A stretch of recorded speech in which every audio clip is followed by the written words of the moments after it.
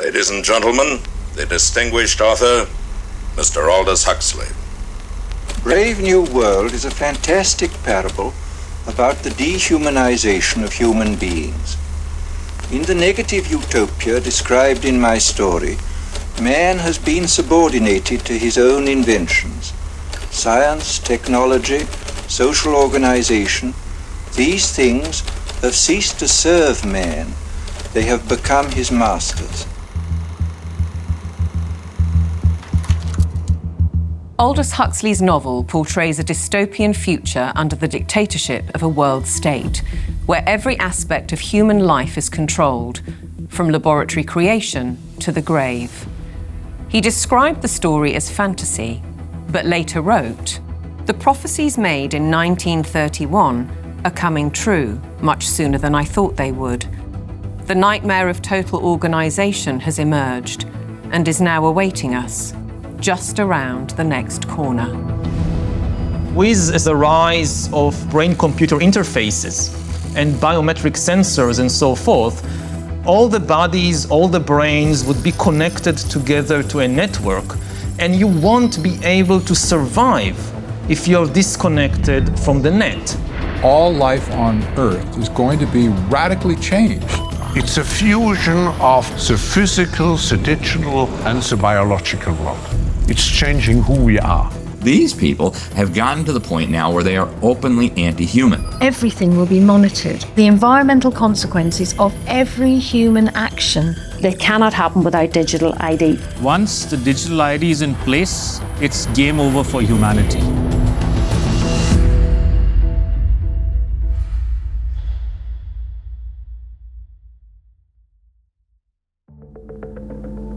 The ideology of a world dictated through science is deep-rooted. Almost a century ago, a movement was established in the United States, preaching that the population should be governed by an elite of selected experts, scientists and academics, rather than democratically elected politicians. They called it technocracy.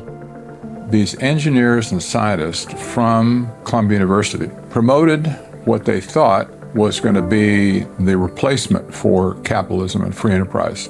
It's not going to be price-based economic system. It's going to be based on resources and energy, control over energy. They thought that science was the answer for everything. They didn't have any spiritual bone at all. You know, they were very mechanistic in their thinking. The definition was clear.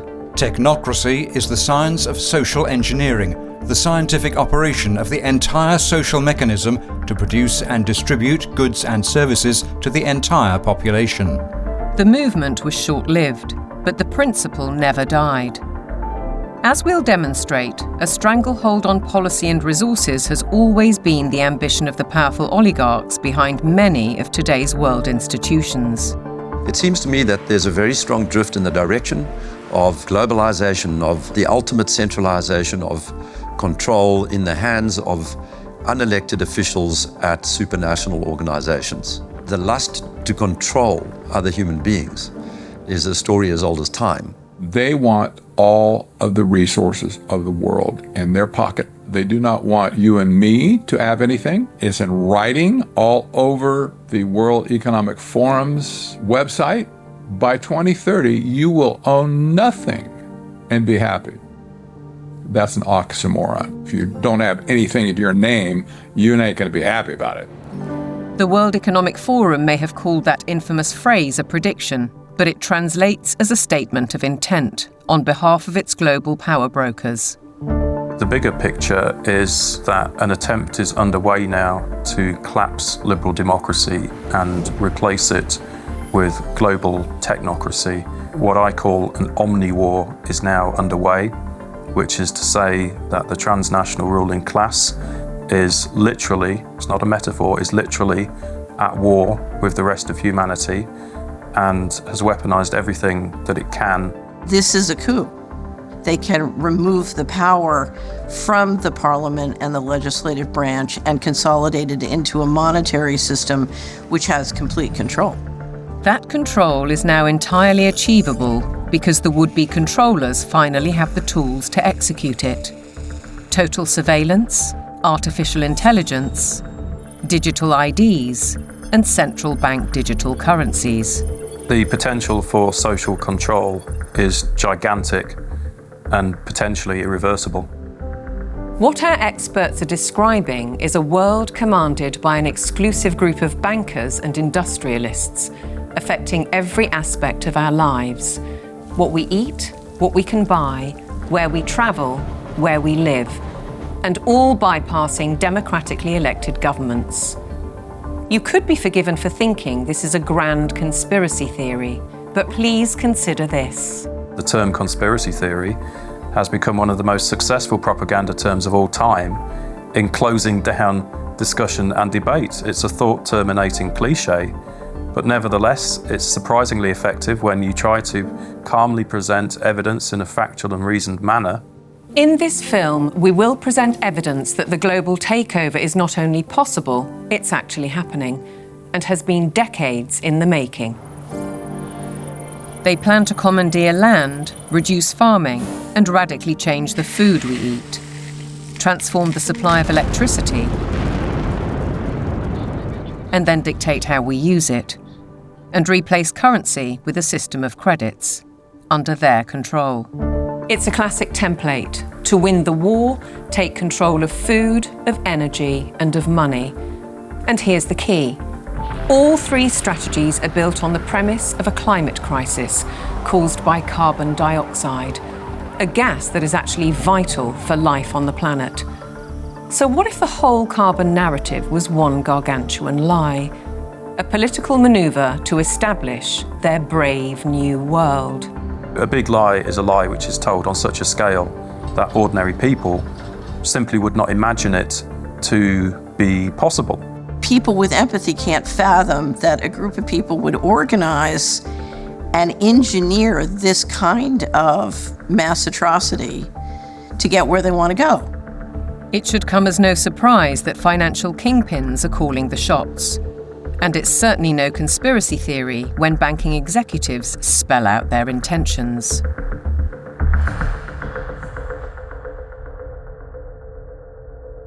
We are on the brink of a dramatic change where we are about to, and I'll say this boldly, we're about to abandon the traditional system of money and accounting and introduce a new one.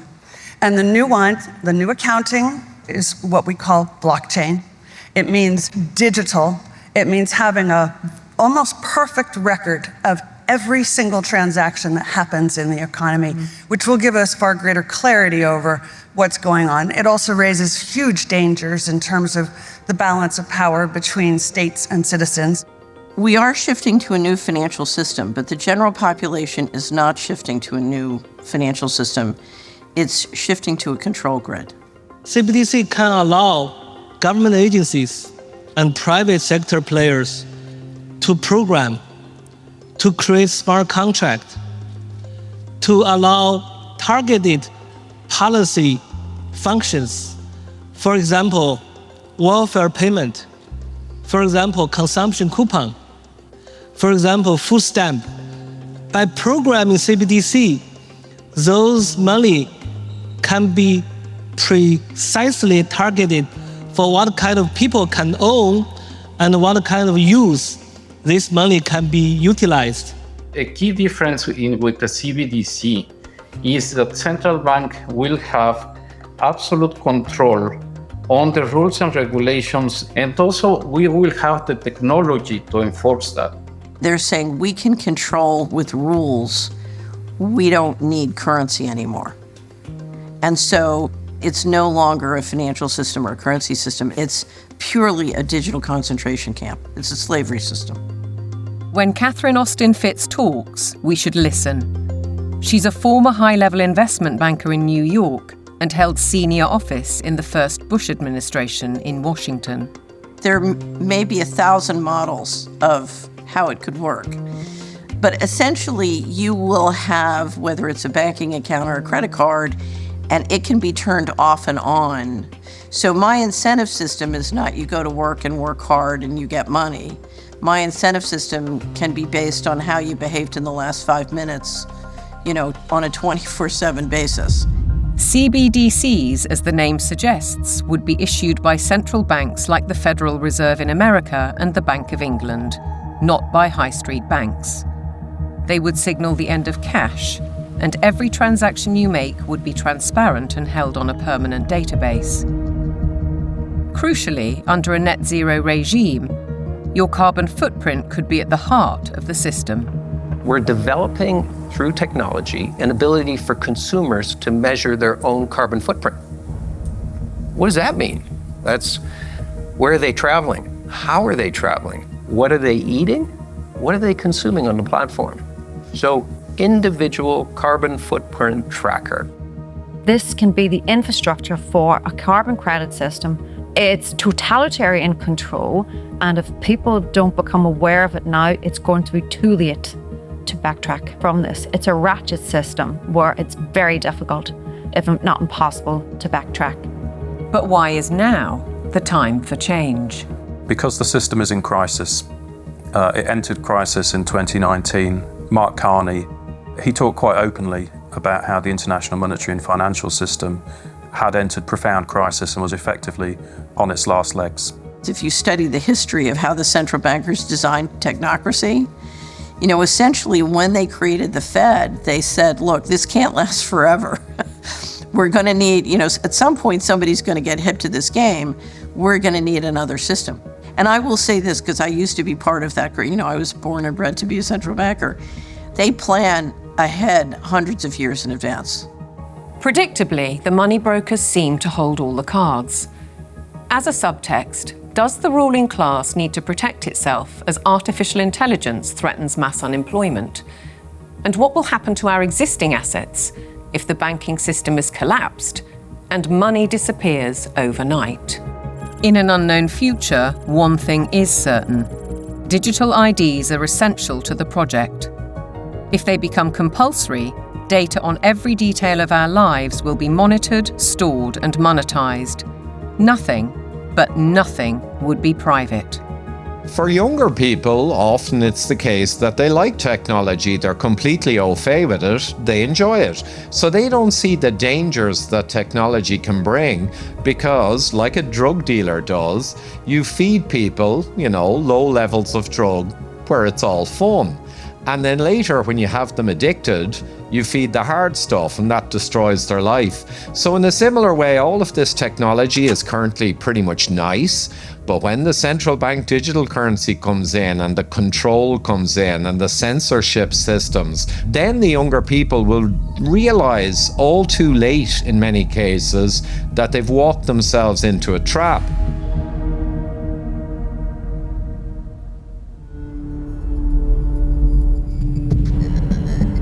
One man who knows the dangers only too well is Aman Jabi, who was at the forefront of digital development in Silicon Valley, California, for 25 years.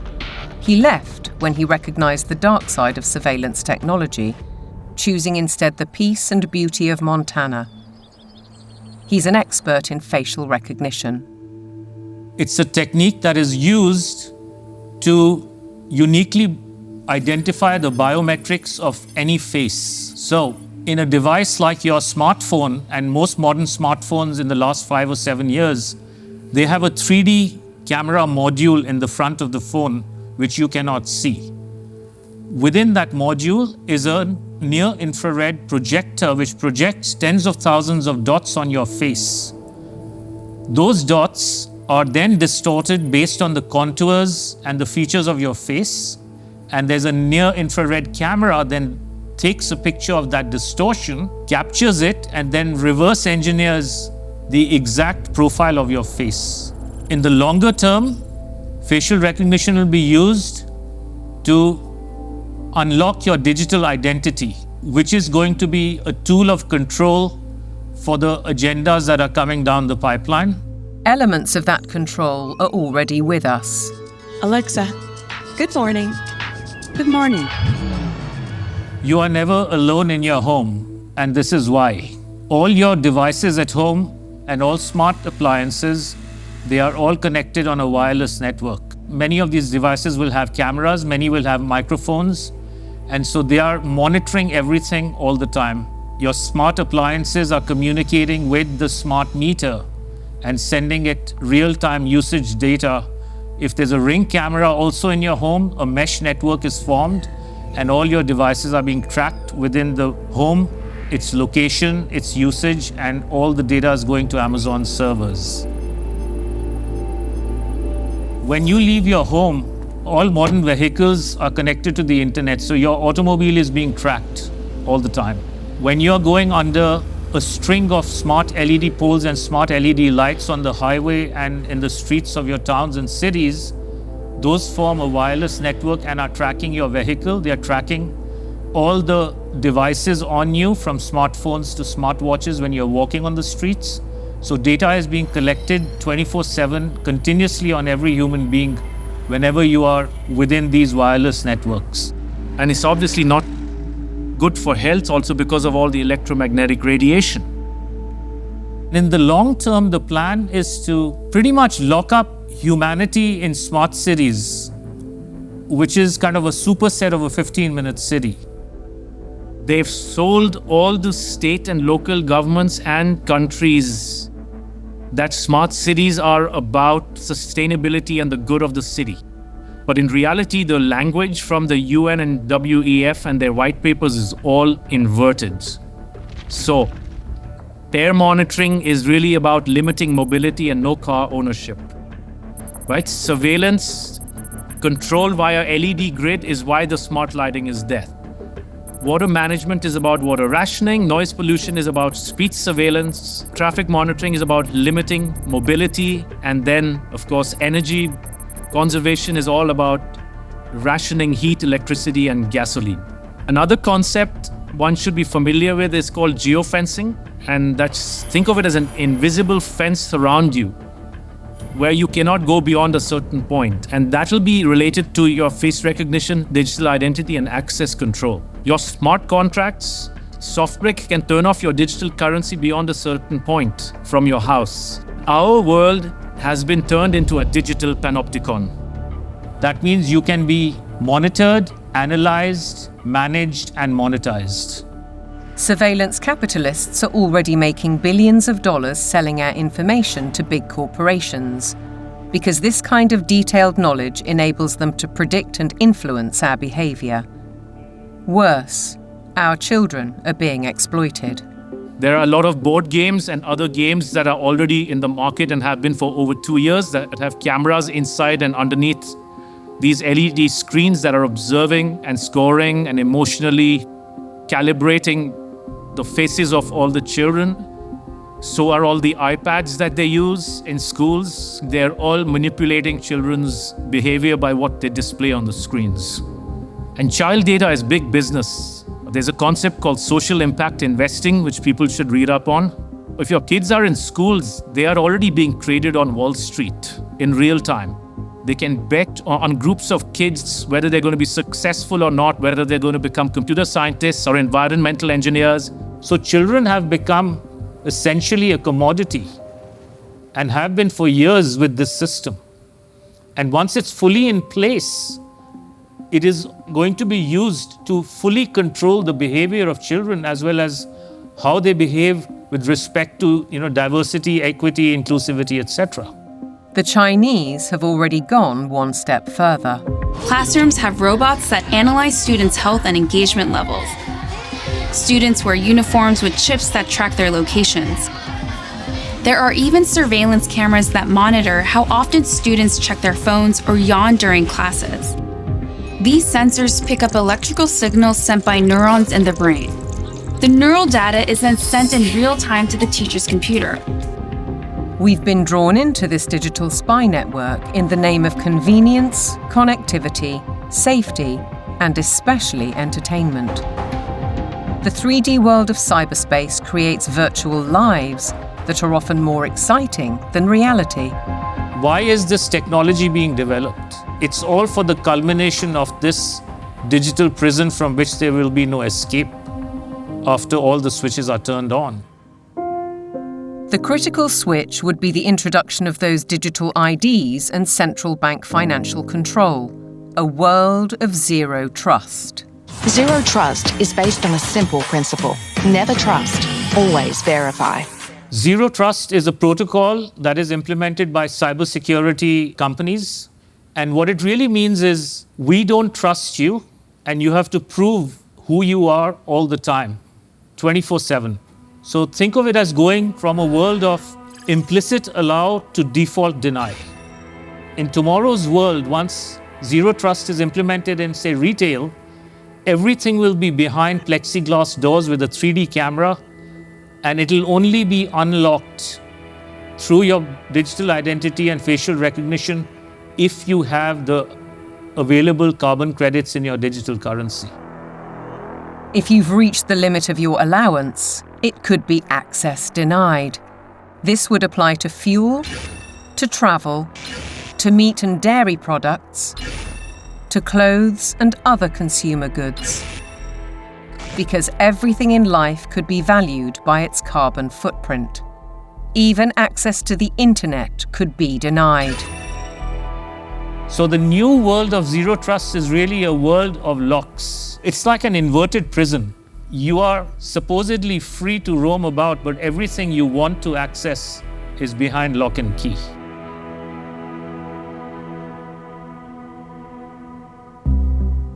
Most advances in science, including AI, bring great advantages to the world. They can enhance and improve human endeavour in almost every walk of life. But you don't have to be a scientist to see the flip side. They're constantly monitored by facial recognition cameras that are able to instantly put a face to a name. Now, the Chinese are also ranked, given a mark out of a possible 950 points. For now, the number is a sort of bank credit rating, keeping track of everyone's spending habits. It may seem scary, but it's just like that here. We're used to it, and anyway, we don't have a choice. If you think this couldn't happen in the West, ask yourself why so many cameras, smart poles, and 5G networks are being installed in your neighbourhood. In London, the police are using facial recognition surveillance. Sainsbury's is already experimenting with AI. Thank you for waiting. The cabinet will now be opened. In UK railway stations, surveillance is being tested to collect travellers' data. And in Oxford, these barriers were installed by the council under its so-called 15-minute city plan. They were removed following protests. But look at what's replacing them in these quiet residential streets. As the tech companies are proud to tell us, the possibilities are endless. We've developed the camera into a sensor. The camera does not only capture video, it can now start to count, measure, and detect. With deep learning capability, the camera is able to generate accurate and trustworthy data and send notifications in order to take action, all directly from the camera. And since our cameras have open technology, well, we can work with different analytic partners from all over the world and together do just about anything we want. Note that they can do just about anything they want. Digital technologies mainly have an analytical power. Now we go into a predictive power. But then the next step could be to go into a prescriptive mode, which means you do not even have to have elections anymore, because we know what the result will be. Ultimately, we're facing manipulation by the system, a world where instead of us using technology, technology is using us. But who's really pulling the strings? Banking and oil dynasties like Rothschild and Rockefeller inevitably get mentioned, as do the modern-day big tech masters, including the ubiquitous Bill Gates. David Hughes takes a wider view. It's those who own the means of production, who are capable of magicking money out of thin air, who control the media, and all of the other means of production, which have now been weaponized against the rest of the global population. Catherine Austin Fitz, the banking insider, adds a sinister thought. If you know their name, they're not at the top. Either way, it's a story of power, money, and manipulation by a small group of people who share common interests, and a belief that the world needs top-down control for maximum efficiency. As we'll see, it could result in the destruction of the farming industry in favour of laboratory foods, and a shortage of electricity because of the race to net zero. Net zero means the impoverishment of ordinary people. It means fundamental changes to their lifestyles, and the politicians are not being honest with the people about it. Surprisingly, the blueprint for transformation is woven into the United Nations Agenda 2030, ostensibly a vision for a better world. Excellencies, ladies and gentlemen, I say again that taken together, the 2030 Agenda for Sustainable Development and the Paris Climate Agreement provide humanity with a master plan for a sustainable way of life on this planet. New York City, late September 2024, the setting for the United Nations Summit of the Future, a gathering of member nations to reinforce and accelerate Agenda 2030 and its 17 Sustainable Development Goals, or SDGs.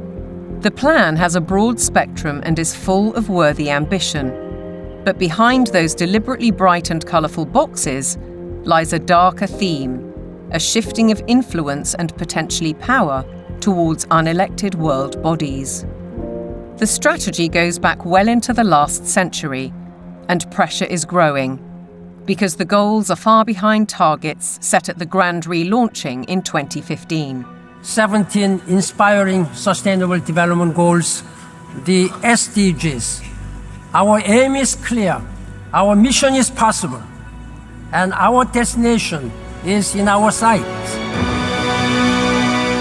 To end poverty and hunger, address inequality, protect our planet, and build a life of dignity for all. It appears to be a noble and ambitious programme for a perfect world. And who could argue with those aspirations? But critics insist the goals are not what they seem. Alex Newman is a journalist and broadcaster who's been investigating the issue for 15 years. He has his own way of interpreting the rhetoric. You have to learn to speak what I call UNEs. You have to know what the terms mean if you want to truly understand what is being discussed. When they talk about peacekeeping forces or the peacekeeping role of the United Nations, they're actually talking about the war-making capabilities of the United Nations. So you have this Orwellian doublespeak. When they talk about transparency, more often than not, they're talking about eliminating your privacy. Human rights is another very, very good example. They make very clear in this document that your rights can be restricted under the guise of public order or morality or whatever the case may be. And so they're saying, here's your rights, but by the way, they're not really rights. We can revoke them at any time. The UN is filled with contradictions like this. Like, for example, when they talk about gender equality, right? A normal person in the Western world thinks gender equality means a woman has a right to earn money, to own property, to have all the rights and privileges that a man would have. When you look at the individuals who lead this movement within the UN, you're talking about radical feminists. You're talking about people who are very interested in dissolving the nuclear family.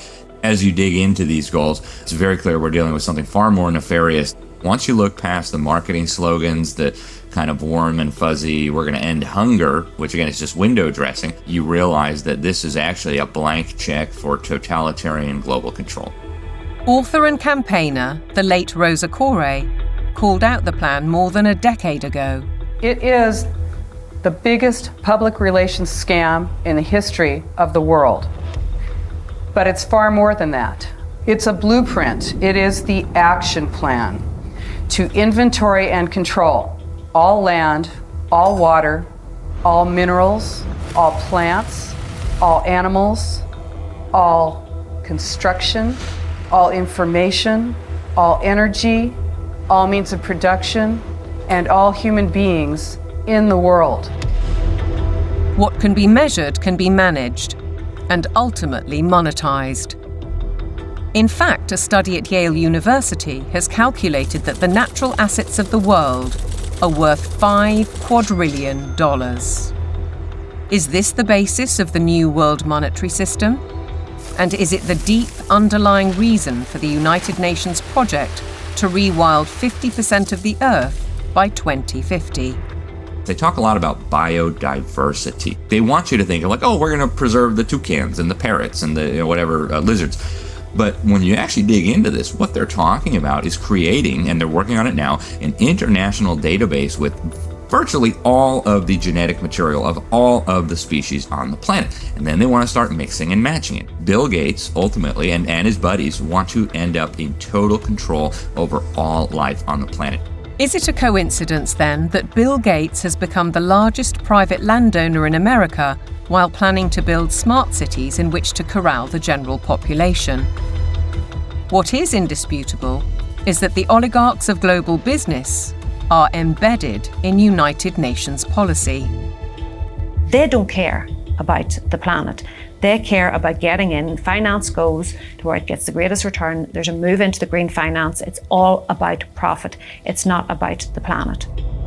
This is not conjecture. Under the guise of climate change and net zero, vast fortunes are already being amassed. Take carbon exchange markets. Companies emitting excess carbon dioxide can buy credits from businesses that are carbon negative. But increasingly, many are paying a high price to offset their emissions against land schemes. Grasslands, forests, conservation projects, and so on. Some legitimate, others not so. Either way, the brokers and middlemen get rich, while having no impact on actual carbon emissions. We've also seen the emergence of natural asset companies, whose name says it all.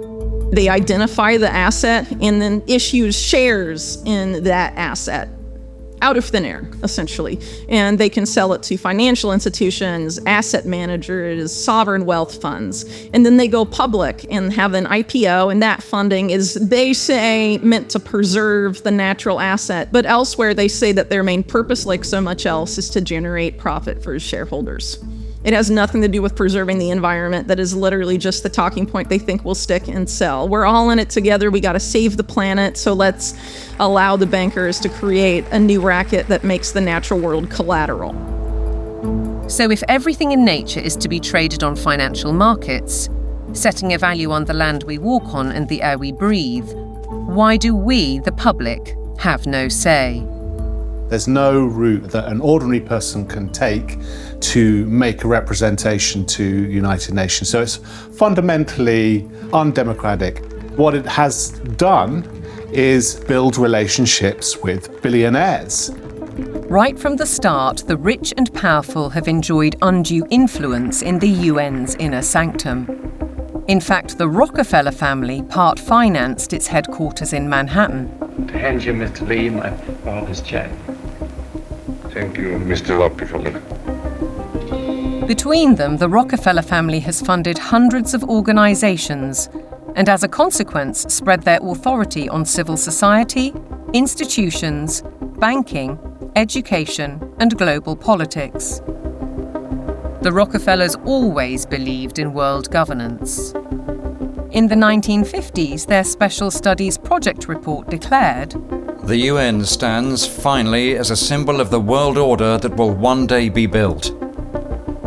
In 1973, David Rockefeller co-founded a non-governmental organization which still carries international power today, the Trilateral Commission. Its stated objectives revived technocracy and in turn planted the seeds of the UN's Sustainable Development Agenda. They said at the time that they were going to create a new international economic order. It was all over the literature. The goal of the new international economic order was not to get richer in the sense of money. They knew even back then that eventually the fiat currency system of the world was going to disintegrate. So the goal became to actually capture the physical resources of the world. All wealth historically has come out of the ground. They wanted to take away everything that they could possibly take away from the nation states of the world and from private individuals of the world and stuff it into the global common trust where they would administrate it and they would be the ones getting licenses for the resources to turn around and make stuff.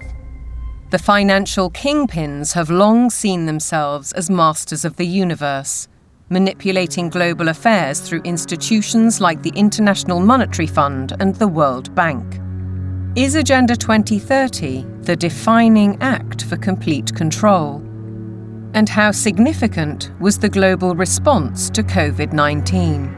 As the world builds back from COVID-19, we have a once-in-a-lifetime opportunity to make investments that will strengthen the economy and improve public health, and fight climate change for generations to come. One might ask why the UN needs a multi-billionaire finance and media player as a special envoy, or why Mark Carney, the former governor of the Bank of England, who called for a new global monetary system, is the UN's special envoy for climate action and finance. And then there's Larry Fink, the boss of BlackRock, the world's largest asset management company. He's a board member of the World Economic Forum, and as we'll see, has driven the UN's goals through investment strategies for the past 20 years. All three are principles of the Glasgow Financial Alliance for Net Zero, a partnership with the UN. With the green economy worth trillions to corporations and investors alike, it's hard not to see a conflict of interests. Are the bankers raising money to achieve United Nations goals? Or are the goals a Trojan horse to change the world's financial control systems? Now consider the events at Jackson Hole, Wyoming in August 2019, only 3 months before the COVID outbreak. It's when Mark Carney delivered his call for change, and BlackRock proposed a new financial mechanism, Going Direct, which in principle allows central banks to channel capital direct to large corporations.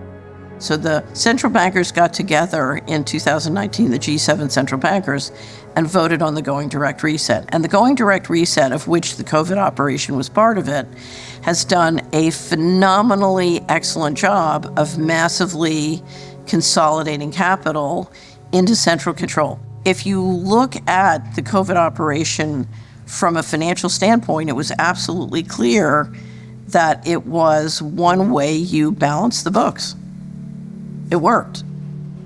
The major corporations like Amazon and others were allowed to continue business. Meanwhile, other businesses, particularly small and medium-sized entities, were deemed to be, quote, inessential. Many of them were put out of business. And so what we saw was a global wealth transfer of a reported $3.3 trillion from the working classes and the middle classes to this kind of super rich billionaire brigade. The people who ran the operation made an absolute fortune. It was economically, as a taking, it was a huge taking. And that included billions of pounds of taxpayers' money going to pharmaceutical firms for so-called vaccines. Whatever the truth around COVID, Dr. Hughes says the response deployed dangerous elements of social control, what he calls weaponized deception. We see techniques of shock and awe being applied through the lockdowns, techniques of isolation, making reality seem strange and threatening. All of this helps to depattern the mind. These are all well-known military tactics.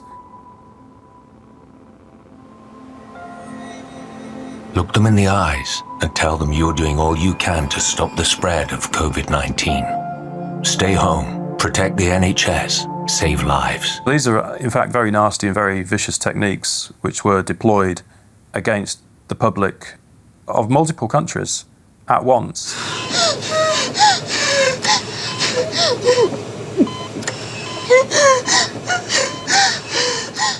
These are forms of serious psychological abuse. I think once the public starts to understand that, there's going to be a very severe pushback against everything that's happened. The general population cannot fathom the psychopathy of the vision that they're facing. So they can't fathom that a group of people would organize and engineer this kind of mass atrocity to get where they want to go. Be aware then of the World Health Organization, the UN's most powerful agency. Since COVID, the WHO has sought to increase that power to unprecedented levels through amendments to its pandemic treaty and the international health regulations. A key driver is its One Health initiative. One Health is a concept that was created to enable the WHO, with these documents, to take over jurisdiction of everything in the world by saying that climate change, animals, plants, water systems, ecosystems are all central to health. That places the Director General in a key position to influence world events, another potential conflict of interests given the WHO's financial backing, particularly from the pharmaceutical sector. Its accounts for 2022 show that an eye-watering 84%, or $3.656 billion of income, came from voluntary donations. The top 4 sources of these donations included the Bill and Melinda Gates Foundation and Gavi, a public-private vaccine alliance also heavily supported by Gates. People see the WHO as a benign organization, and there are still areas where the WHO does useful stuff. But the biggest focus now is purely on a tiny disease burden where investors can extract a large amount of wealth. This has shifted the WHO's focus very much to this emergency agenda, which is very false. Pandemics are very rare events. This is why we now have a WHO that promotes vaccines all the time, because that's what the money is coming in to support. So instead of being a World Health Organization, we have a World Vaccine Organization, and that seems to be the only thing they're touting. What's in the treaty has got nothing to do with health. It's a business deal focused on the most profitable business imaginable, pandemic profiteering. The other part of it, they're setting up a huge surveillance network. We're talking about $31 billion a year. They have to surveil for variants of viruses, and they will find them. They just have to decide there's a threat, not even a real harm. Experts are preparing for what is known as Disease X, or the next pandemic virus. They're creating a supranational, self-perpetuating pandemic industry. The latest scare is monkeypox, renamed Mpox, a disease highly unlikely to affect the general population. Nevertheless, the WHO has acted. The emergency committee met and advised me that, in its view, the situation constitutes a public health emergency of international concern. If you get to declare the emergency and then profit from it, there's a big problem, isn't there? It's essentially a build-out of big pharma, and the WHO is essentially looking to be their marketing and distribution arm worldwide. WHO! The people say no! WHO! The people say no! We're fighting for really the right to own our own lives. We're fighting for that freedom versus sort of corporate authoritarian structure or medical fascist structure, which is what is clearly trying to, interests are trying to impose on us. Changes to the WHO's regulations are expected to be voted through in the coming months. As we speak, the UK government is fully behind them. Meanwhile, in common with many other global institutions, the WHO tries to silence criticism and dissent, branding it misinformation.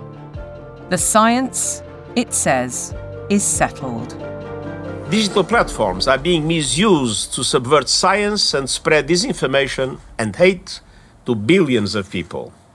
This clear and present global threat demands clear and coordinated global action.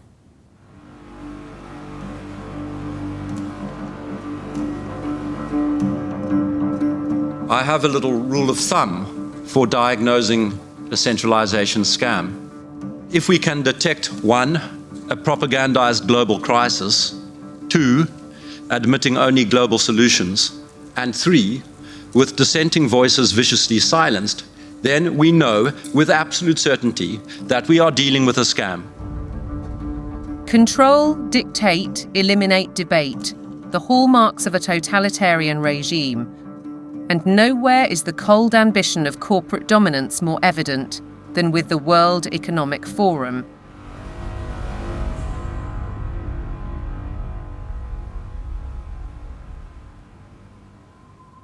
Klaus Schwab founded the WEF in 1971. His mentor was Henry Kissinger, statesman, political shaper, and close confidant of the Rockefellers. The organisation now employs 800 people and has programs in business, academia, and in training future global leaders. It's far more than its famous annual meeting in Davos. Over the last 50 years, the World Economic Forum has blossomed into an enormously influential organization with all of the major corporations as stakeholders or trustees and all funding the World Economic Forum to ultimately fund the UN World Government Plans and Agenda 2030. Klaus Schwab is the public face of stakeholder capitalism, a planned system of central ownership and control that has little to do with democratic process and is uncomfortably close to communism. It's a partnership between global corporations, governments, and what Schwab refers to as civil society, NGOs, and so-called think tanks. The agenda is driven by finance, which gives the unelected and unaccountable oligarchs huge influence, if not control, over policy. The UK's Prime Minister, himself a one-time member of the Trilateral Commission, has already declared his interest. You have to choose now between Davos or Westminster. Davos. Why? Because Westminster is too constrained, and it's closed, and we're not having meaning. Once you get out of Westminster, whether it's Davos or anywhere else, you actually engage with people that you can see working with in the future. Westminster is just a tribal shouting place. Starmer seems to forget that he is elected by the people, to serve the people through Parliament. That's his democratic duty. And while he refuses to listen to our farmers, he entertains the globalists in Downing Street and publicly doubles down on his philosophy. I'm determined to deliver growth, create wealth, and put more money in people's pockets. This can only be achieved by working in partnership with leading businesses like BlackRock to capitalise on the UK's position as a world-leading hub for investment. To underline the influence of non-elected, unaccountable policy drivers, consider this document from 2004. It was commissioned by the UN and produced by financial institutions, including the World Bank. It cited research by the WEF. The result was the emergence of environmental, social, and governance metrics, ESGs. The ESG is an attempt to turn financial power into governance without going through the democratic process, or without the normal process of making law. ESGs allow major asset management companies such as BlackRock to impose ideologies on businesses and consumers across the world through their investment strategies. BlackRock's billionaire chairman and CEO, Larry Fink, also a board member of the WEF, remember, is clear. You have to force behaviors. If you don't force behaviors, whether it's gender or race or just any way you want to say the composition of your team, you're going to be impacted. Now we get ethics, green ethics, racial ethics, gender ethics, driving corporate decisions about who may have money, what they may use their money for, and how they're going to behave in society and what they're going to do with it. This is a new form of political power that isn't accountable, isn't transparent, and it isn't democratic. We, the public, are being manipulated. Our lifestyles, our culture, and our future, be it through forced woke ideologies, intrusive technologies, so-called pandemics, censorship, or information which is too often propaganda. Your compliance is vital to the agenda. To impose global solutions, the leadership needs you to believe in global problems. Climate change is here, it is terrifying, and it is just the beginning. The era of global warming has ended, the era of global boiling has arrived. This stuff is so fantastically stupid. It's hard to believe that they're doing it. There is no climate emergency. That is a total scam. If they came out and said, hey, we want to destroy your economy, we want to destroy the middle class of your country, and then ultimately we want to make you a slave to a one world government, it just wouldn't be as appealing as saying we're trying to save the planet for future generations.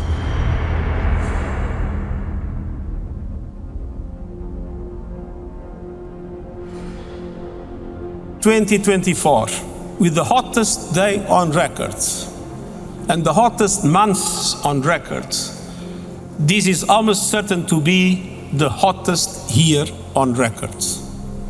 And the masterclass in climate destruction. Statements such as that are amplified by emotional footage from all over the world. But is any of it true? I do not think there's a climate crisis, and I base that on all the evidence and the climate data sets that we build to answer questions just like that. We actually use satellites to monitor the global temperature, the true global temperature of the atmosphere. And we find there is a rise. It's about 1.5 degrees per century, which is certainly something that's manageable and the Earth has seen before. Compared to the 19th century, which was about the coolest century in the past 10,000 years, we're warmer. But we're about the same as we were 1,000 years ago, and certainly cooler than we were about 5,000 to 8,000 years ago. John Christie is a highly regarded climate scientist who developed the measurement of accurate temperature records using satellites. His evidence is critically inconvenient to the climate change industry. I'm not popular in most of the climate community, that's for sure, because much of the climate community depends on climate model results. Tens and hundreds of millions of dollars have gone into that industry of climate modeling, and I show, well, you folks have failed. But yet they prop up the entire political world that tends to support this. In 2017, I came to work and there were 7 bullet holes in our office suite. And so some people are pretty upset that the evidence that we build and show that can stand the test of time and can stand up to cross-examination is just not going along with their issues and their desires. So let's consider these statistics on the Earth's atmosphere. 78% is nitrogen, 21% oxygen, other gases make up less than 1%, and carbon dioxide accounts for a mere 0.04%, the majority of which is natural. Can man-made CO2 really be a problem? Roy Spencer and I are going on the assumption that all the warming that you see is due to carbon dioxide emissions. And so we find that that's a pretty modest warming. But see, that's a big assumption.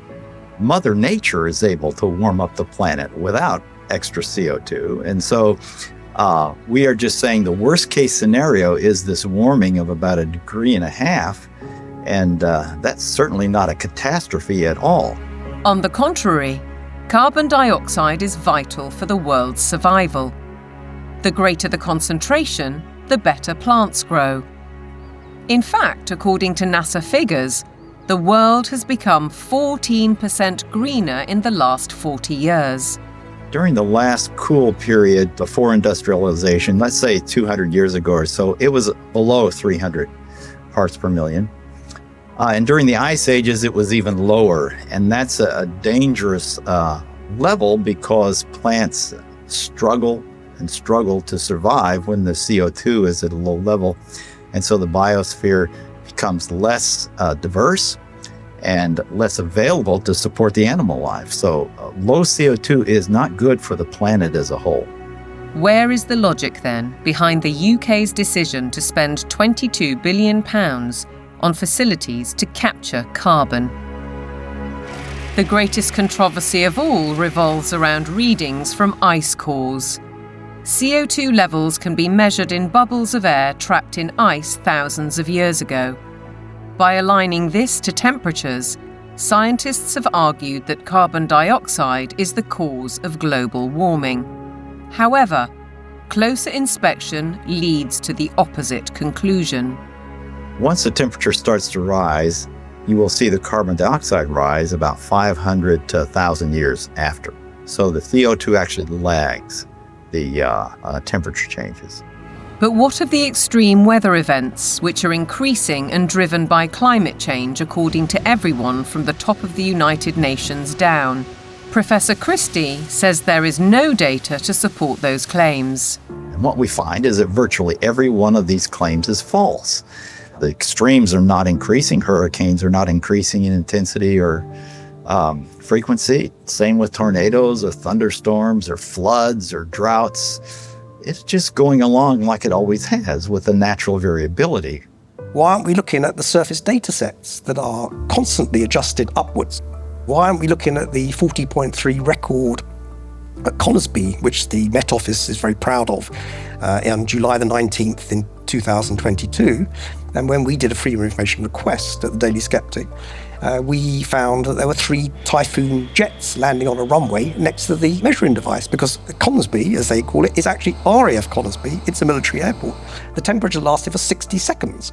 Sticking a thermometer up the backside of a jet aircraft is not probably scientifically the best place that you can sort of determine temperature measurement, particularly when you then morph it into a global database, which the Met Office has, and then tell dear old Antonio Gutierrez that the globe is boiling.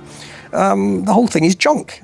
How we came to the point where we think that we're going to prevent bad weather from happening by eliminating fossil fuels is just about the most nonsensical, illogical thing that I can imagine.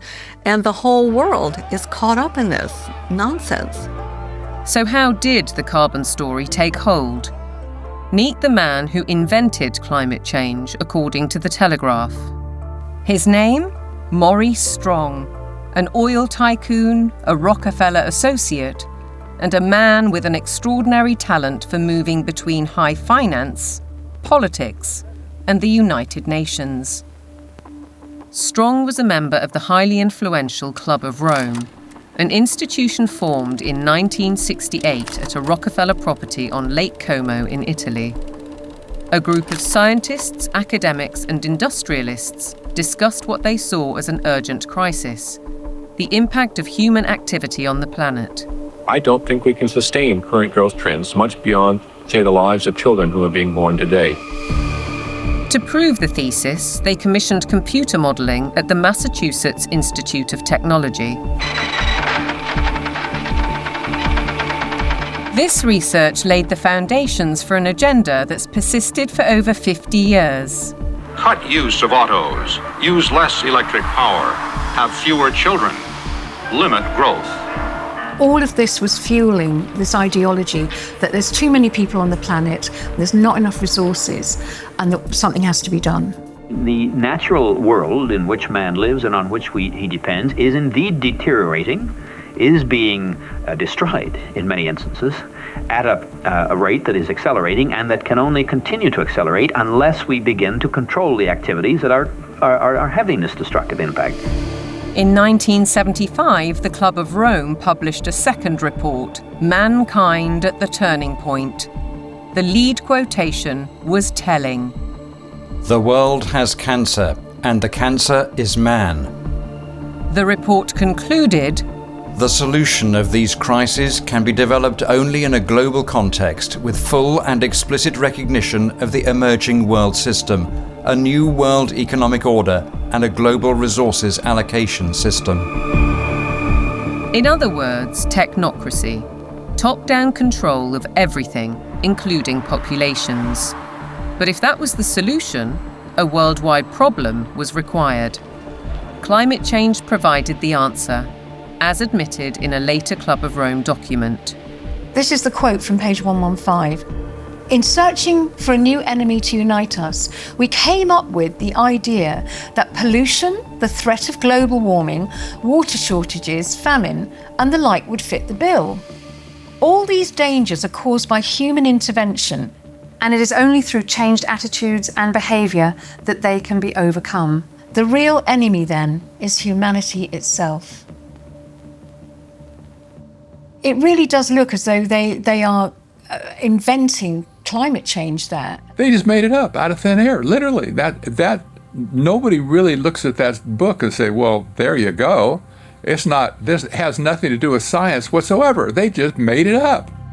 Interestingly, in 1988, Maurice Strong had been instrumental in establishing the IPCC, the mainly political entity which endorsed a thesis by a small group of scientists that industrial carbon dioxide was driving climate change, and the IPCC has been locked into that theory ever since.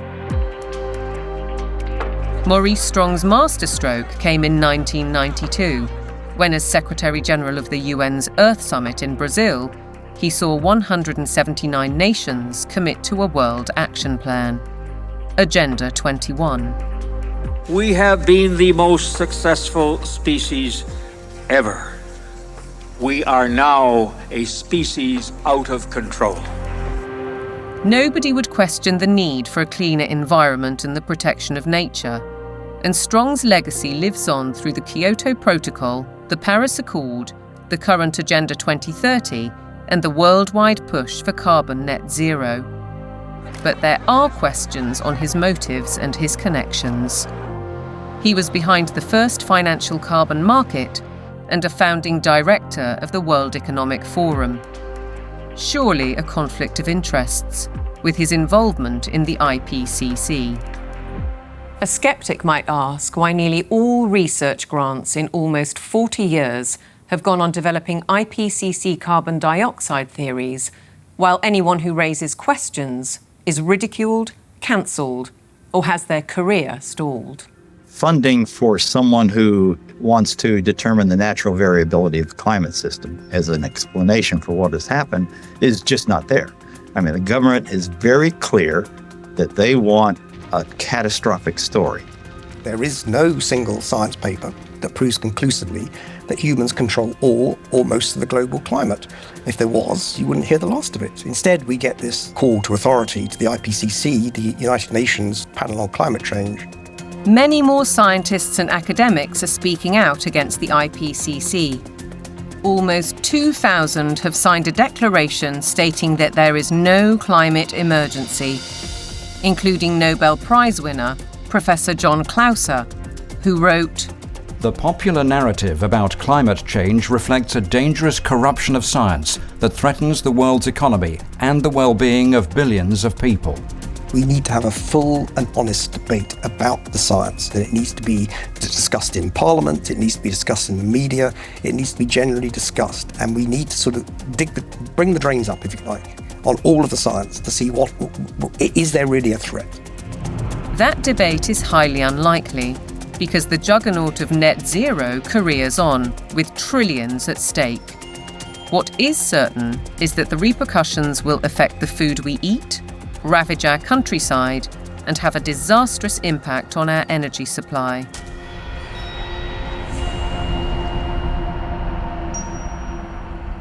If you cannot set a credible course for net zero, with 2025 and 2030 targets covering all your operations, you should not be in business. Well, net zero is insanity.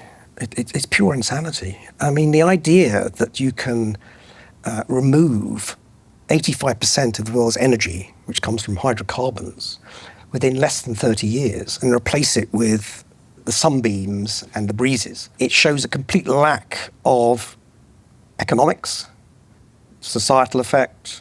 It shows a simple lack of the progress that we've made over 300 years. Nevertheless, net zero is enshrined in UK law, with the government passing the Climate Change Act in 2008. A 100% reduction in emissions by 2050 from 1990 levels was included later in a strategy document. But experts argue that the policy is fatally flawed. Europe's mad dash towards net zero is effectively economic suicide. Politicians are purposely impoverishing ordinary people, purposely deindustrializing Europe, where companies are forced to move to countries where they have access to cheap energy, whether it's the US who frack and therefore have cheap gas, or whether it's to China, which is still predominantly producing from non-renewable, especially coal. It is literal economic suicide. China continues to open new coal-fired power stations to drive the factories that manufacture wind turbines and solar panels, which are then sold to the West. As a result, China emits almost 30% of global greenhouse gases, while the UK is responsible for less than 1%. In essence, carbon emissions are merely transferred to another part of the planet. And while China gets richer, UK households face a bleak and expensive future. What it will effectively do is price ordinary people out of having access to electricity at a time they want, and a price they can afford. The core problem is that neither the infrastructure nor the technology exist to provide a constant supply of electricity.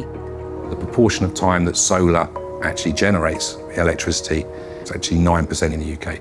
That means that for 90% of the time, solar doesn't generate the average amount of electricity that its capacity can generate.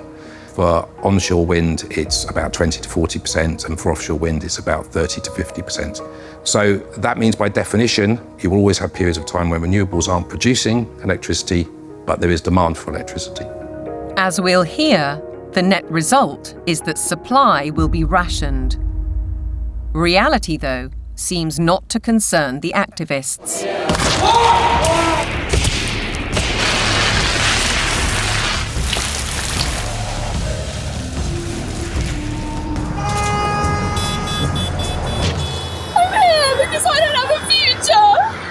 I look at some of these hysterical youngsters and some of the hysterical oldsters as well, screaming about the climate is collapsing and all that sort of thing. And you think you haven't got a clue what would happen if you removed hydrocarbons. You haven't got a clue. You'd be back in service, like probably your ancestors were.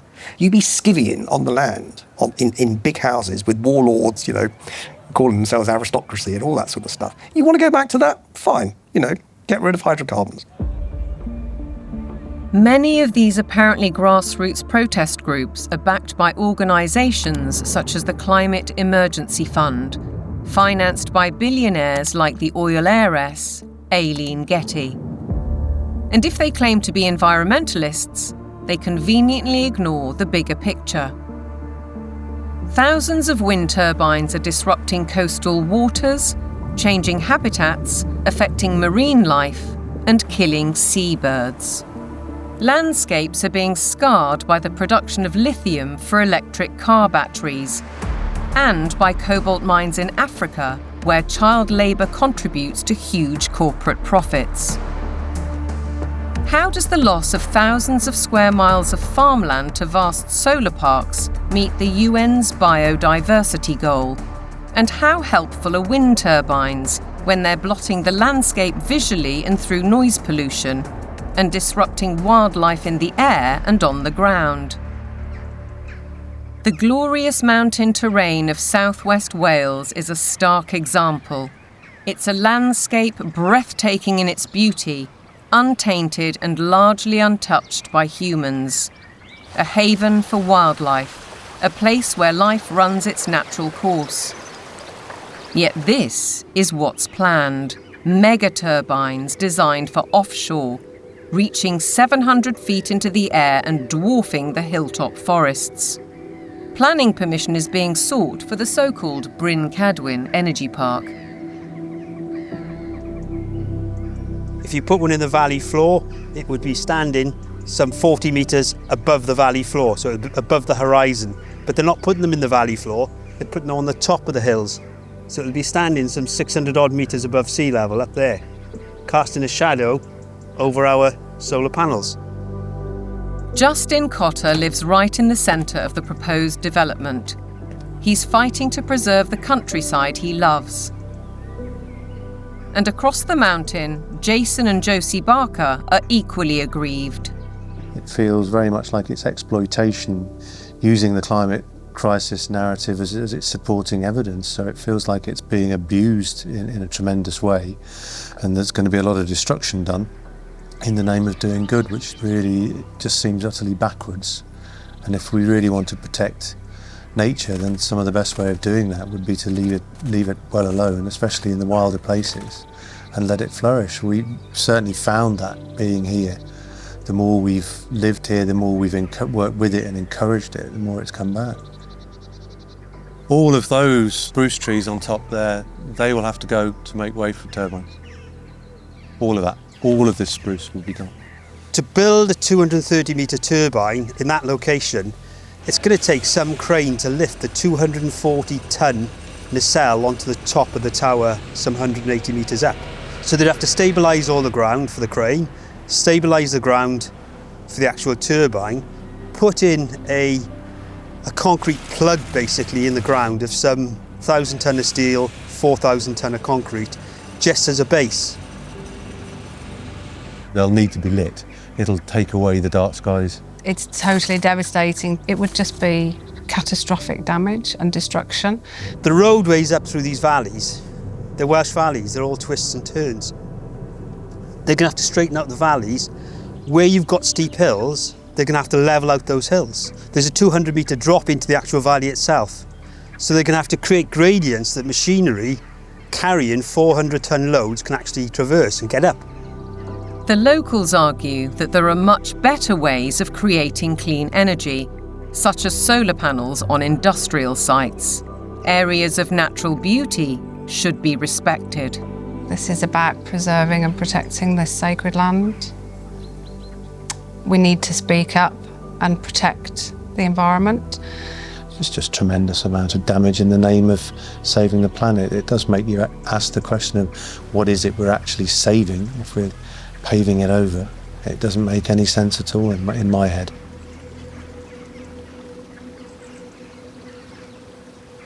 The proliferation of turbines and solar panels certainly seems at odds with protecting biodiversity, and experts argue that the economics simply don't add up.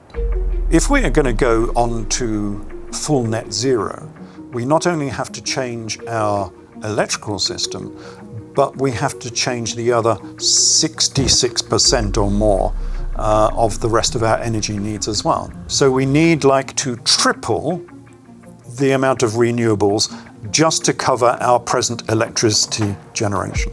And then we need to triple again to cover all of the other usages like, transport, space heating, and industry. So it's almost a tenfold increase in the amount of renewable energy that we're producing. Ralph Ellis has analysed 3 government reports and says all have grossly underestimated costs. 2 of the reports ignore the need for that crucial backup when the wind doesn't blow and the sun doesn't shine. At present, this is the only such site, Dinorwig in Wales. But going by the government's own figures, Ellis says the equivalent of 2,000 Dinorwigs would be required. The overall cost would run into trillions of pounds. It's an energy fantasy because none of this has been thought through. Battery plants are one alternative to back up the national grid, like this one already constructed in Australia. But again, they offer limited supply. We're facing a situation where, if fossil fuels are eliminated, it will be impossible to maintain a constant supply of electricity. You can't instantly put on new supply, so what you have to do is control demand. And to be honest, they're quite open with this. If you look at the National Grid's latest paper on this, they talk about demand management. And the system is, electricity will only be available at a price you can afford when the wind is blowing and when the sun is shining. And when the wind isn't blowing and the sun isn't shining and the 1 or 2 hours of battery storage have been used up, the way they will reduce demand is by simply increasing the price of electricity so that demand falls to the available level of supply. Part of the control that the government has, or part of the means by which it can manage the demand, is through the use of smart meters. Effectively, smart meters allow them to do minute-by-minute pricing, which means that as the intermittent renewable production goes up and down, they can effectively change the price at which you can use electricity. So essentially, it's going back to pre-industrial age, where the weather determines our lifestyles and our energy use. A government-sponsored report from the UK Fires Organisation agrees that targets will not be met, and therefore electricity usage will have to be cut. They say we'll have a quarter of the power by 2050, and they say there'll be no travel, there'll be no meat or no beef lamb. There will be restrictions on clothing, and we will live in mud huts. And it's not an exaggeration. They use the word earth. The United Nations use the word bamboo, impacted earth, soil detritus. This is what they're writing. But what of the claim that renewable energy will be cheaper? Not so, says Derek Bertelsen. We can also look at the accounts of these renewable energy companies. And what we see if we look at those is that the cost of production is considerably higher than the market price of electricity. And therefore, without these subsidies, these renewable companies would go bust. Ironically, the anticipated reduction in supply comes at a time when demand is about to skyrocket, with the explosion of surveillance systems and artificial intelligence.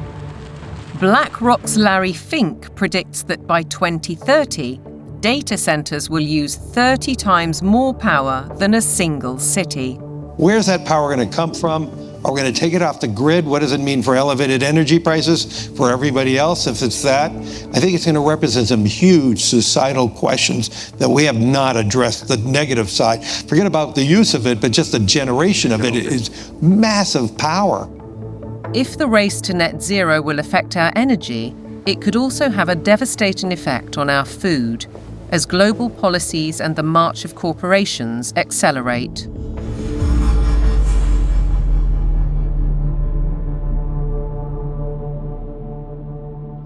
Farming has been at the heart of our lives for generations, but to the climate change advocates, suddenly it's a threat.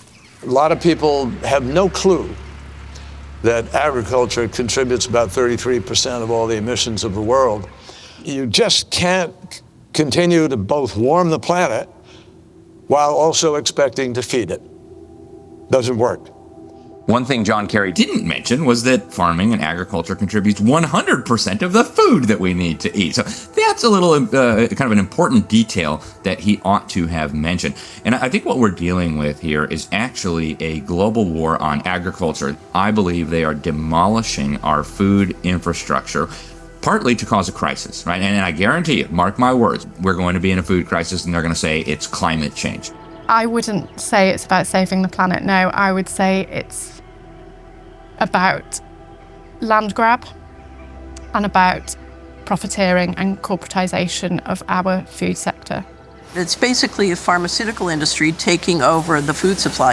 If I can switch everybody from real food to pharma food, then 100% of the agriculture industry can go through my publicly traded stocks, and I have complete control. So the idea is we get rid of farmers, we kill any naturally grown food, and we engineer food in manufacturing plants and laboratories. But I assure you that those guys are not eating this.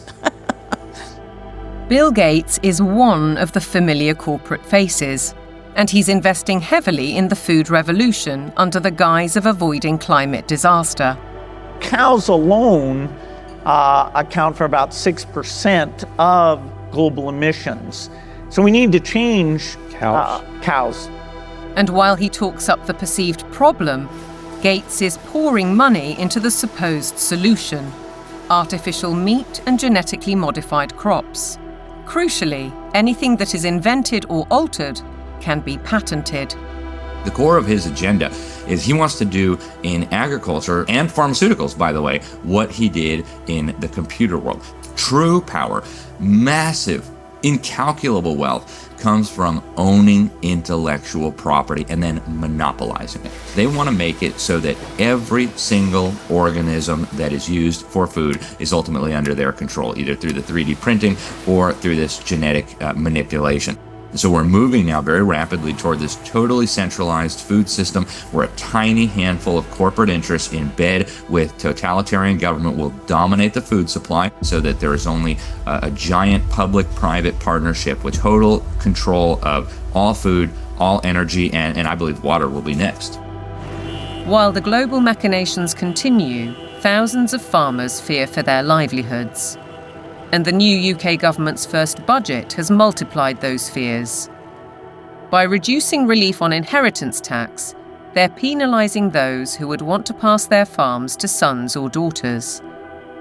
The National Farmers Union described it as a disastrous budget for family farms that would snatch away the next generation's ability to carry on producing British food and see farmers forced to sell land to pay the tax.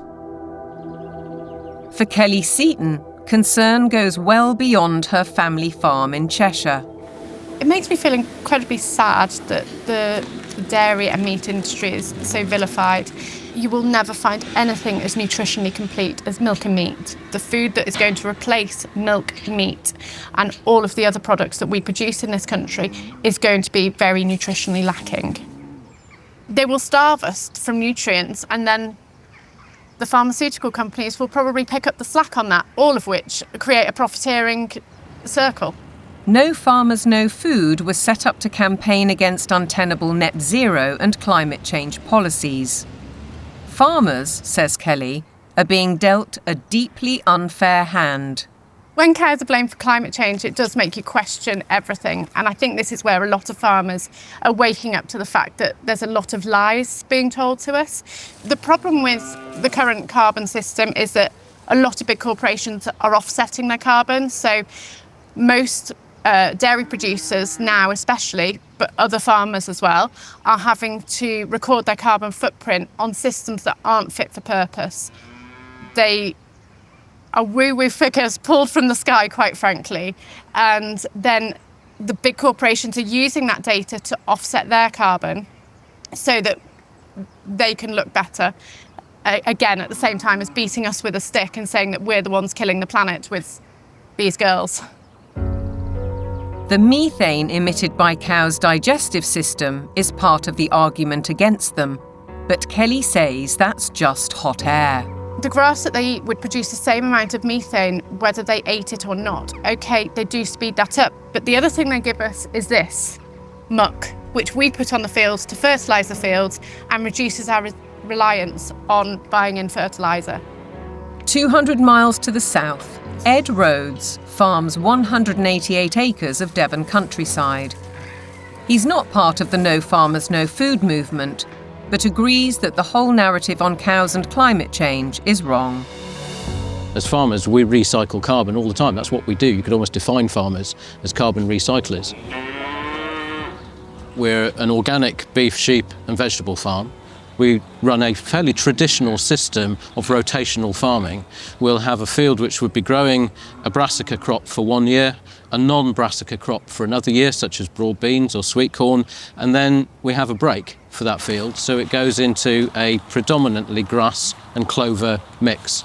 That allows the soil to recover from the work that we've done with it while we've had the vegetables growing. It also allows things like the clover to put nitrogen back into the soil. So the livestock are absolutely essential for grazing that grassland. We also mow it so that the hay, the silage that we take from those fields are fed to the cattle in the winter.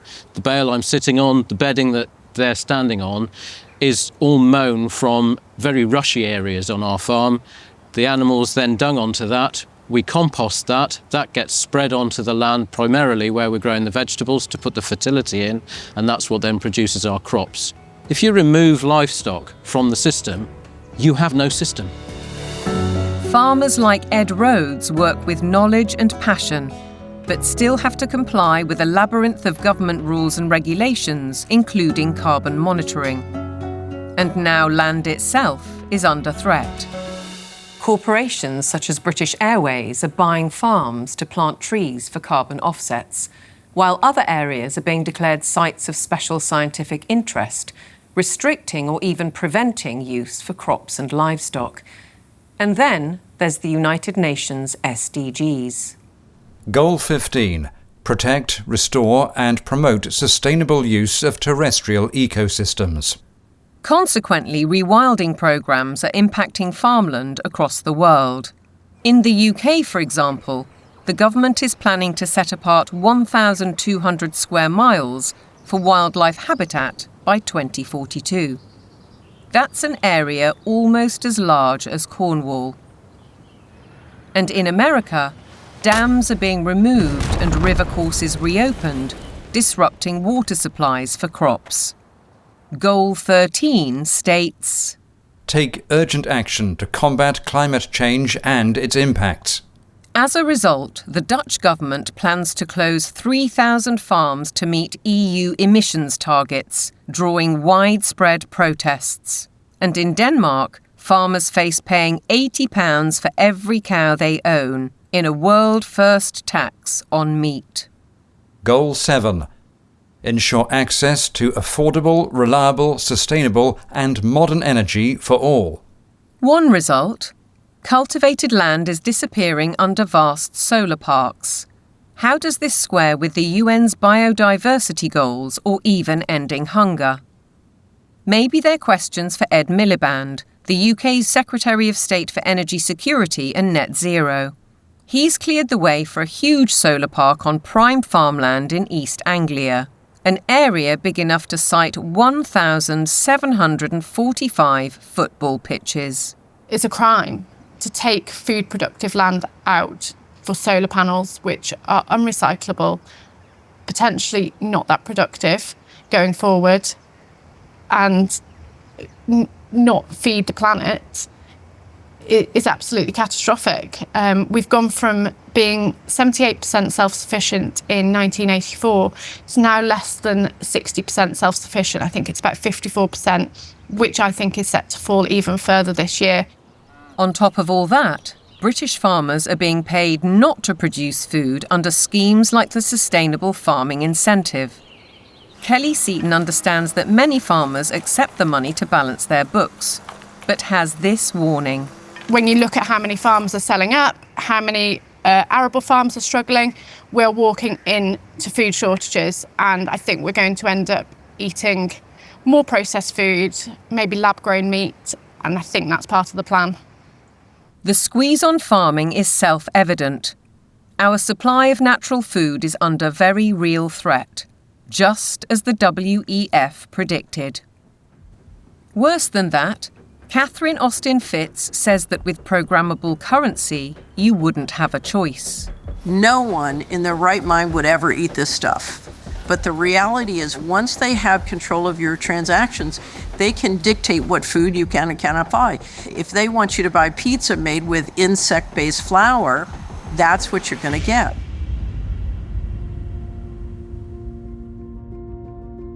There's an energy crisis. Even though there is an abundance of energy, there's a food crisis, even though there's plenty of food to feed the world. There's a water crisis, even though 70% of the Earth's surface is covered with it. There's an air crisis where CO2 is declared the enemy of mankind, even though it's necessary for life to exist on Earth. There's a resource crisis, even though there are abundant resources to support everyone. What's with us here, you know? Who created all these crises? They did it. Just as clear as the nose on my face. It's all been a sham. All the essential things of life, they've been declared to be scarce, because things that are scarce you can control.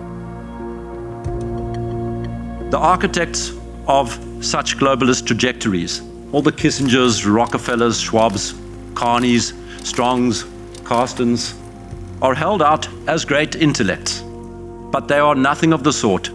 We know, both in theory and in practice, that centralization causes nothing but misery because it destroys the mechanisms of error correction, leading to doubling down on flawed policies. And yet the creed of global dominance continues apace. Through the WHO's so-called Pandemic Agreement, its One Health initiative, and ultimately the United Nations Agenda 2030. From medical diktats to gender and racial politics to climate change, the indoctrination runs deep.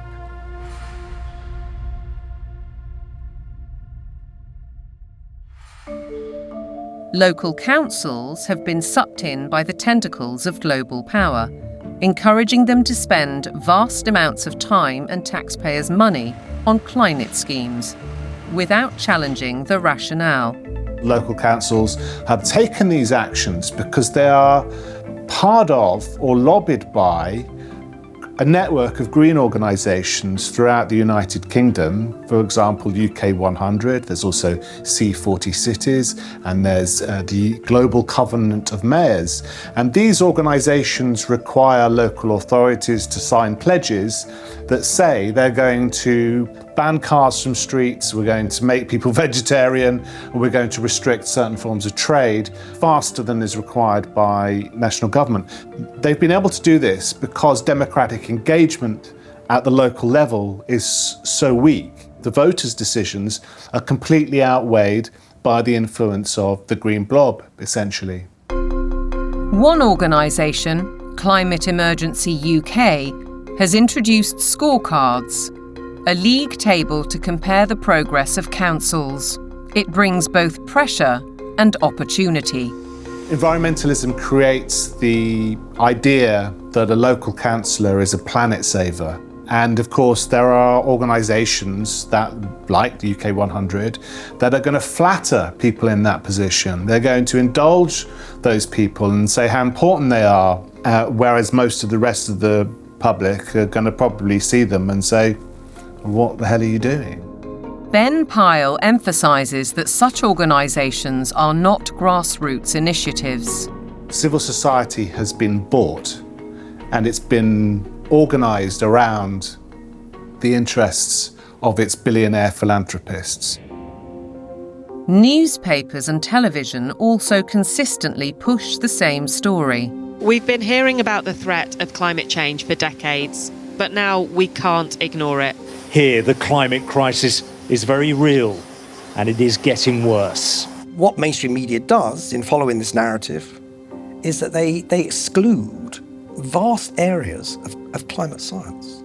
They exclude all the sceptical scientists. By the BBC, which has done it for 20 years, saying that you cannot have any other view apart from the settled narrative, is doing an enormous disservice to science. Journalists and broadcasters are schooled in the carbon doctrine by organisations such as the Carbon Literacy Project, which claims to have trained 1,000 BBC employees. Meanwhile, Sky joined forces with the psychologists of the Behavioural Insights team to produce this initiative, How the Power of Television Can Nudge Viewers to Decarbonise Their Lifestyles. The recommendations included: give green content more screen time, more salience in plots and scenes.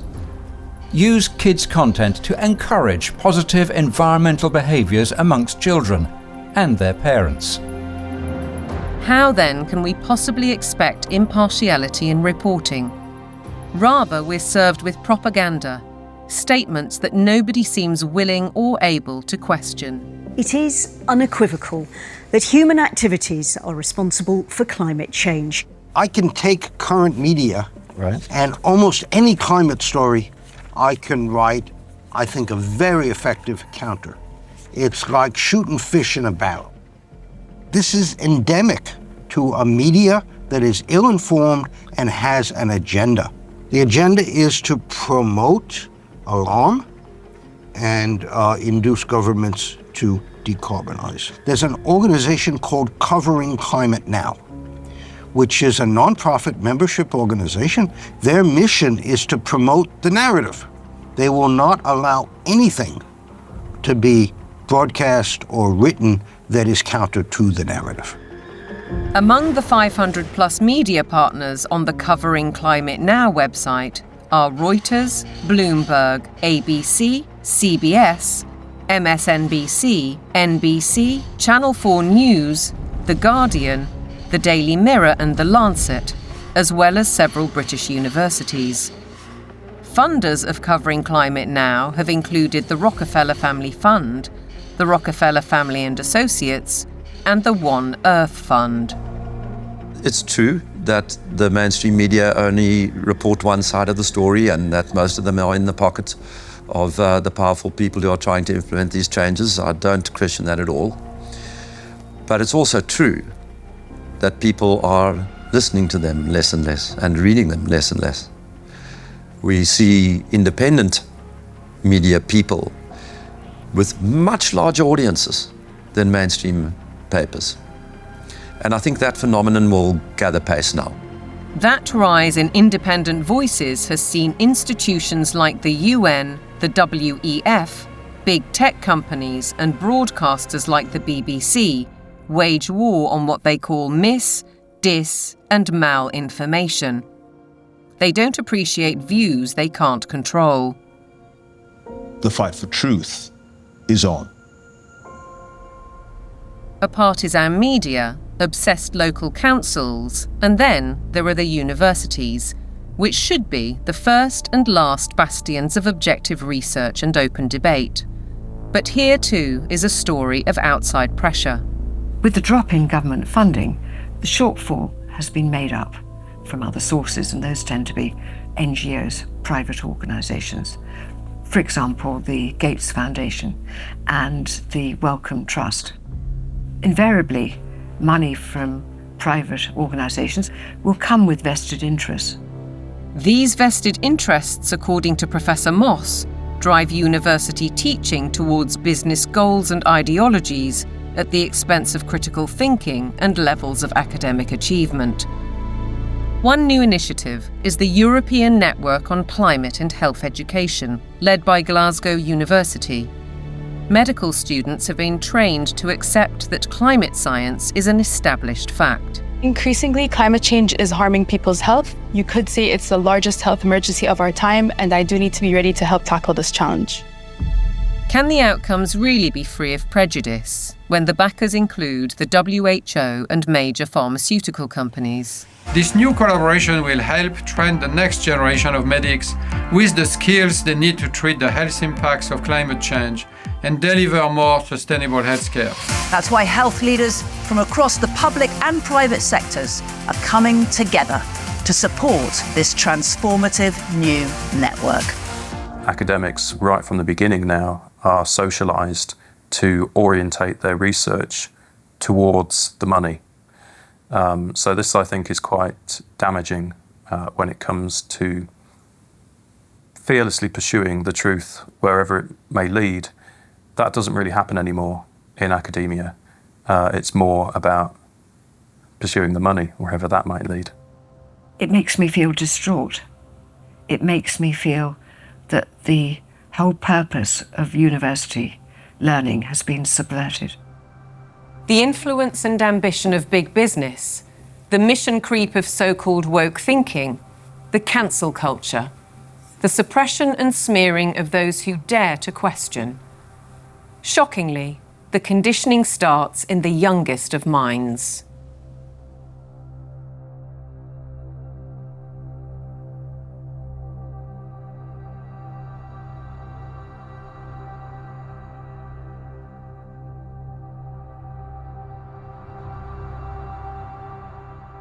All aboard for global goals! This year, Thomas and his friends have teamed up with the United Nations. The world of young children is supposed to be one of innocence and joy, but it's been permeated by the global ideologies of the United Nations. If you go to goal number 4, it deals exclusively with education. And when you think education, recognize they're talking about indoctrination. The Sustainable Development Goals. Under the surface of it all is this effort to bring all the children of the world into this one world globalist system. And what's so remarkable about this to me is that it's not even hidden anymore. Take part in the global movement to save our world from being destroyed. How will you fight climate change? Try meat-free meals. Reduce your electricity use. Give your clothes a second chance. We died! It's kind of your fault! And you can never ignore Greta. The eyes of all future generations are upon you. And if you choose to fail us, I say we will never forgive you. I don't want you to be hopeful. I want you to panic. We want action. We want justice. Let's talk action. And we want it now. No more coal, no more oil. Keep your... I want you to feel the fear I feel every day. I want you to act as if the house was on fire, because it is. This propaganda relentlessly promoting fear in various ways, be it disease, be it climate, I think is having a very damaging impact on young people's mental health. The disasters that continue increasingly to afflict the natural world have one element that connects them all: the unprecedented increase in the number of human beings on the planet. We're asking children to believe they are a scourge on the planet. I have a problem with children believing they shouldn't be here from the off. How are we ever going to encourage them to have strong mental health and emotional well-being if they believe that their birth is a disaster for the planet? That's not encouraging them to be productive citizens who are making an active contribution to society if they've got to apologise for their very existence. I think it's very dangerous, and I think we need to reverse that as soon as possible. The indoctrination of children is further evidenced across their learning. Objectivity and freedom of thought are being stifled by the persistent pushing of agendas.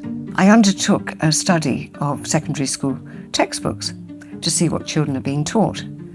And what I found was extremely shocking. I found unqualified acceptance of climate change, the wonders of vaccines, GM foods, and very few counter-arguments were presented. If you cannot produce this information that's in the textbooks, you cannot succeed in the school system. If a student undertaking a geography exam, for example, doesn't talk about man-made climate change, then they're very unlikely to hit the top marks. Is it not surprising that the phrase critical thinking actually only occurs in relation to two subjects? One is art and design, and the other is history. Other than that, it's completely absent from the national curriculum. If we have a dumbed-down syllabus, we're actually stunting children's brain capacity and brain potential. While parents may not be fully aware of these issues, many are concerned at the growing trend of gender politics, including transgendering. One former head teacher says his local authority advised teachers not to use the words boy or girl for fear of misgendering anyone. The Department for Education as well has really subscribed to this kind of woke ideology. So there's almost like brownie points for the more woke you can be.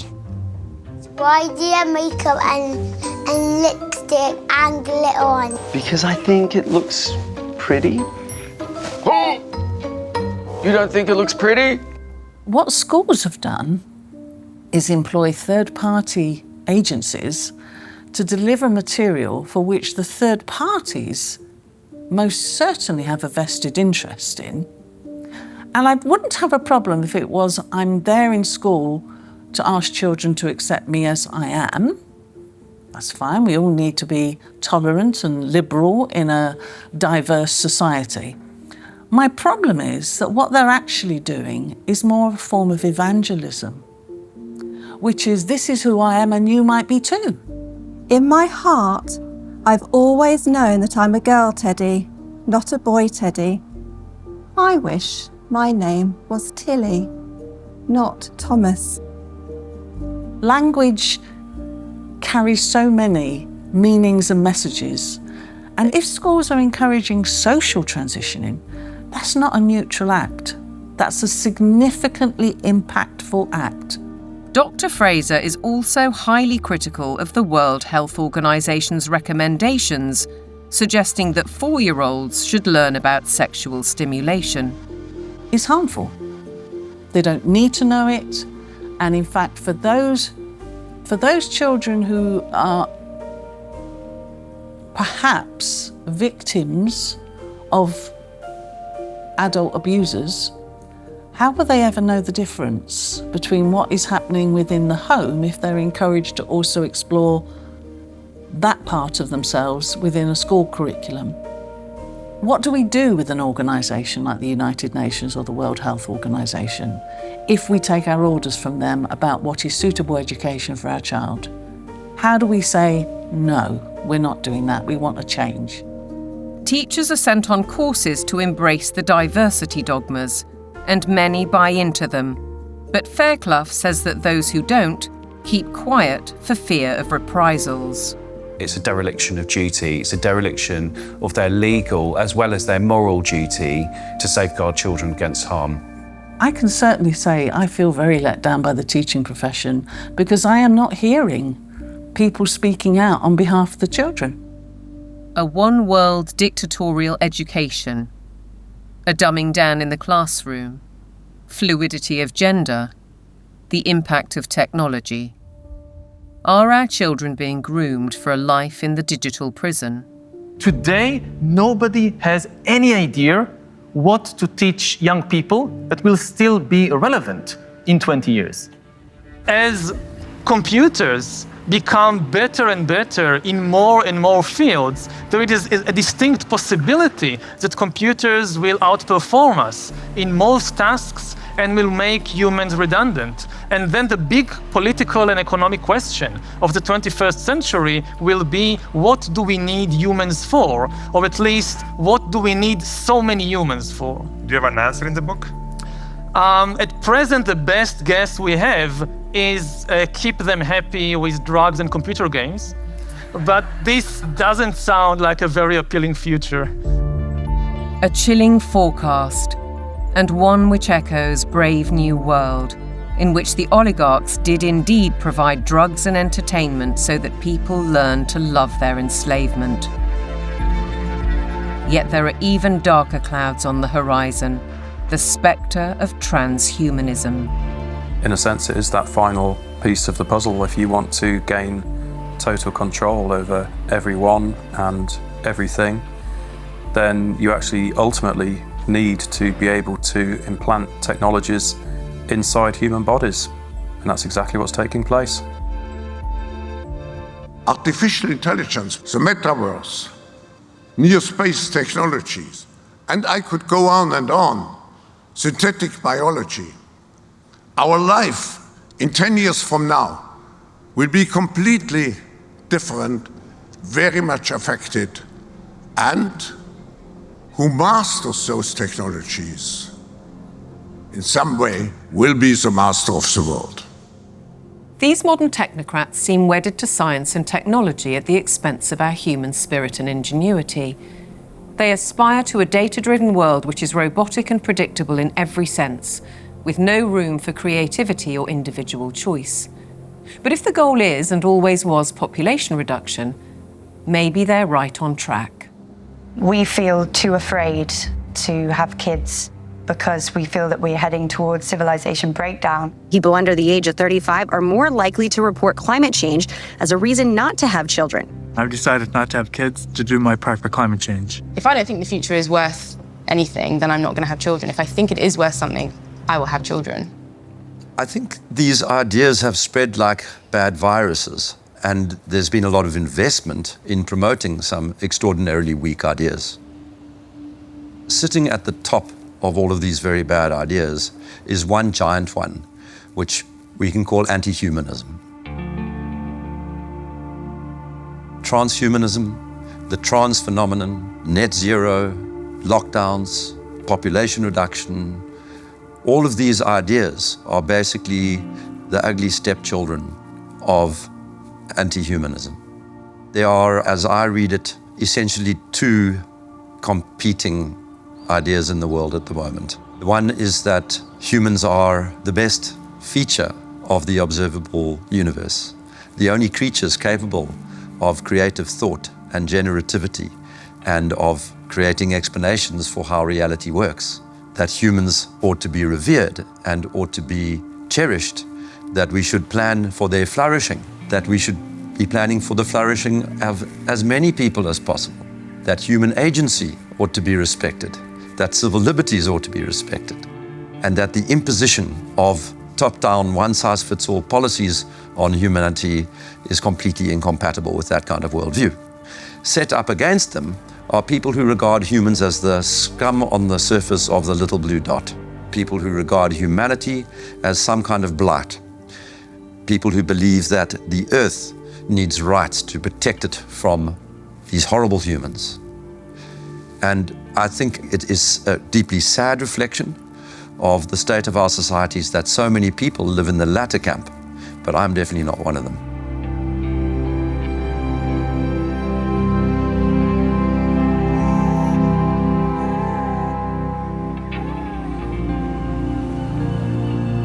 We can all stand up to tyranny. We can and must fight for the things that truly matter. The people we love, the fairness we'd like to see, and the personal freedoms we'd like to experience. We should not be bullied, nor should we accept the influences of those who would split our society, be it by race, by gender, by culture, or anything else we hold dear. And perhaps we should start by limiting our reliance on technology and remembering how creative we can be.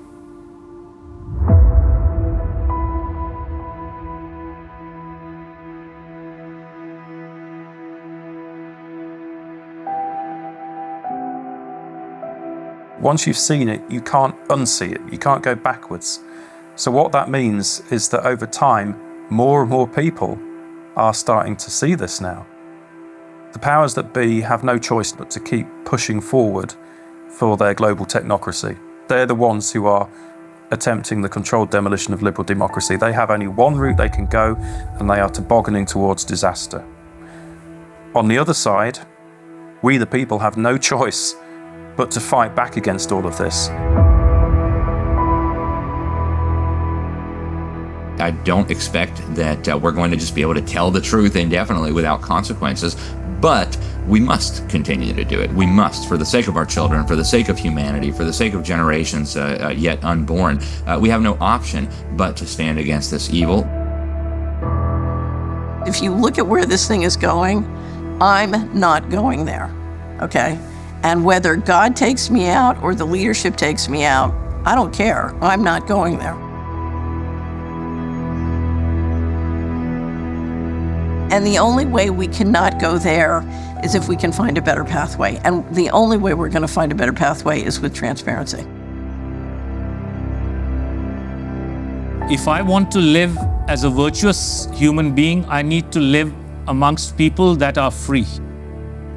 And if one understands that one mustn't live on their knees, even if you have to die on your feet, you must share truth, because truth is the weapon for free people.